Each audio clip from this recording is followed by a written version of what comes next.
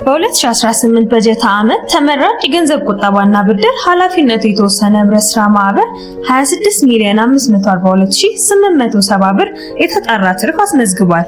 ተመራጭ የገንዘብ ቁጠባና ብድር ኃላፊነቱ የተወሰነ ህብረት ስራ ማህበር አምስተኛ መደበኛ ጠቅላላ ጉባኤውን በአዜማን ሆቴል ያካሄደ ሲሆን ጉባኤው በቦርድ ሰብሳቢ አቶ ሰለሞን ሰውነገር እንዲሁም መስራችና ዋና ስራ አስኪያጅ አቶ ዘውዱ ሰብስቤ መክፈቻ ንግግር ተጀምሯል። የተጣራ ትርፍ የታቀደው 15,900,759 ሲሆን የተገኘው ትርፍ በእጥፍ 26,542,870 ነው። በአጠቃላይ 167% አፈጻጸም ማሳየቱን አቶ ሰለሞን ሰውነገር ተናግረዋል። በተጨማሪም በጉባኤው የ2018 እቅድ አፈጻጸም፣ የኦዲትና የቁጥጥር ሪፖርት ቀርቦ በአባላቱ ሙሉ ድምጽ የጸደቀ ሲሆን የዩኒፎርም ምረቃም አካሂዷል። ጉባኤው በከፍተኛ አባላት ተሳትፎ ገንቢ ውይይትና በጋራ ስምምነት በተላለፉ ውሳኔዎች ተጠናቋል።